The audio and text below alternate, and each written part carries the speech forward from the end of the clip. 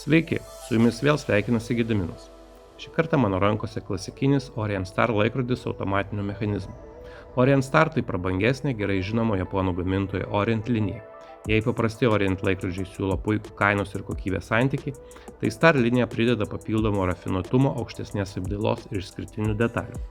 Laikrodis pateikiamas solidžioje juoda oda aptrauktoje dėžutėje.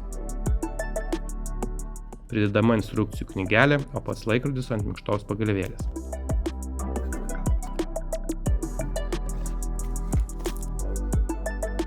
Laikrodis yra vidutinio dydžio, diametras 38,5 mm, storis 12,5 mm, nors vizualiai rankose laikrodis bent jau man atrodo kiek mažesnis.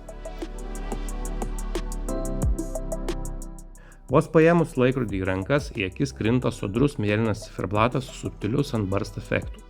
Žemiau 12 valandos turime galios rezervo indikatorių. Beje, laikrodis varomas pačiu Orient pagamintų mechanizmų F6N43. Apie jį papasakosiu truputį vėliau. Valandų indeksai yra gana masyvūs, daugiabriauniai, atrodo prabangiai, tačiau subtiliai. 9 ir 3 valandos indeksai yra storesni. Tiesa, 3 valanda indeksas trumpesnis, nes šalia turime datos laukelį.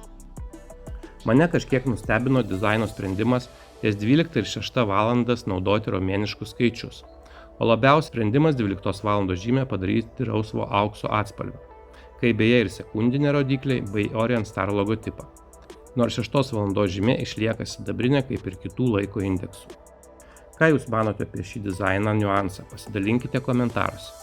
Dauphin tipo rodiklės smailios ir kampuotos, gražiai atspindi šviesą ir suteikia ciferblato elegancijos. Taip pat yra gerai skaitomos. Aplink ciferblatą minučių skalė su nedideliais švytinčiais taškeliais ties valandomis. Ciferblatas nėra stipriai perkrautas, tačiau turime pakankamai daug detalių ir elementų. Bendrai ciferblatas atrodo solidžiai, detalių išbaigtumas tikslus, o sodrus tamsiai mėlynas fonas su daugiabriauniais apdirbtais metaliniais elementais suteikia laikrodžiui prabangumo pojūtį.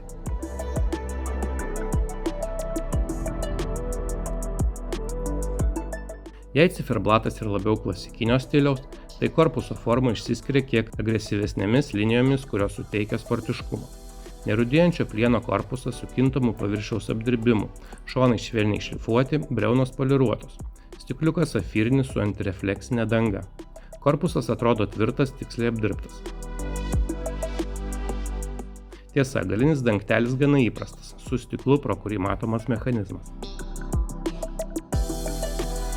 Karūnėlė su logotipu gana plati, tačiau neaukšta, lengvai užčiuopiama.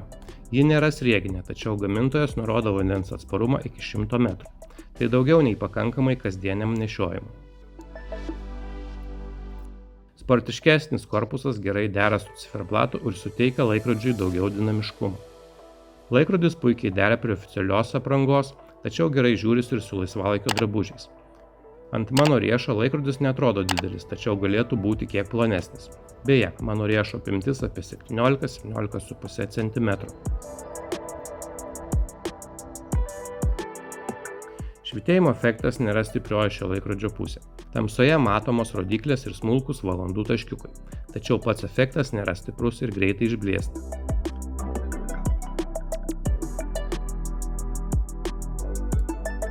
Be šios tamsiai mėlynos spalvos dar siūlomi ciferblatai su balta, juoda, alyvuogių žalia, šviesiai mėlyna ir šviesiai pilka spalvomis.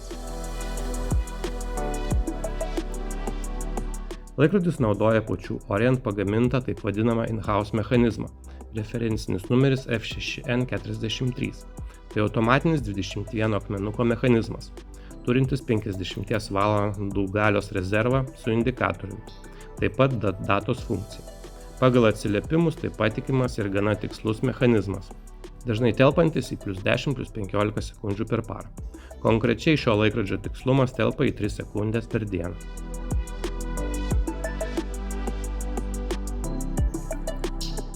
Nerūdėjančio plieno apyrankė 3 narelių konstrukcijos, nors iš vidinės pusės matosi integruoti papildomi konstrukcijos elementai. Nareliai poliruoti ir šlifuoti. Visi pilnaviduriai, skaitant ir galinius, taip vadinamus end-link.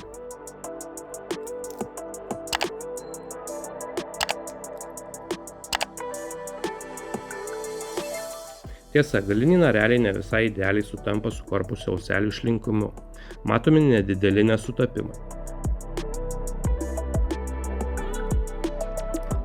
Narelių plotis ties korpusu siekia 20 mm, ties sagtimis susiaurėja iki 18 mm. Sagtis gana įprasta, su Orient Star logotipu ir mygtukiniu atidarymu. Yra 3 mikroreguliacijos pozicijos. Iki 6 narelių gali būti pašalinta. Šoninis narelių laisvumas minimalus, bendra apyrankės kokybė gera, gerokai aukštesnė nei kitų panašių Orient apyrankių. Jei norėsite keisti, tiks bet kuri 20 mm pločio apyrankė. Ypač gražiai derėtų odinės, juodos arba rudos spalvos. Kągi, metas apibendrinti. Tai solidus ir prabangiau atrodantis laikrodis už prieinamą kainą. Rafinuotas dizainas, sodrus mėlynas Sunburst ciferblatas, Dauphine rodyklės, daugiabriauniai indeksai. Aukštos kokybės medžiagos, įskaitant safyrinį stikliuką su antirefleksinė danga bei Orient in-house mechanizmu su galios rezervo indikatoriumi. Solidi pilnavidurių narelių apyrankė bei sagtis. Galima paminėti ir keletą neesminių minusų. Apyrankės galiniai nareliai ne visiškai tiksliai dera su korpuso forma. Švytėjimo efektas pakankamai silpnas, trumpalaikis ir ne itin ryškus. Gal tai subjektyvu, bet man ne visai logiškas atrodo sprendimas sekundiniai rodikliai ir 12 valandos indeksui parinkti rausvo aukso spalvą, kai visi kiti indeksai sidabrini. Tiesa, taip yra tik šioje mėlynoje versijoje. Tai subtilus, elegantiškas, bet kartu ir charakteringas laikrodis. Derinys tarp klasikinio ciferblato ir kiek sportiškesnio korpuso sukuria įdomų balansą.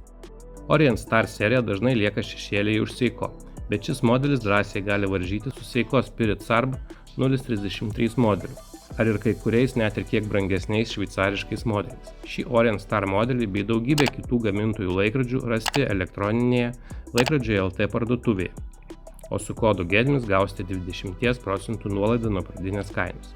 Dėkoju, kad žiūrėjote, tikiuosi apžvalga patiko, kviečiu pasidalinti savo mintimis apie šį modelį komentaruose. Būtume dėkingi, jei paspaustumėte patinka ir užprenumeruotumėte kanalą, jei to dar nepadarėte. Iki kito karto. Ate.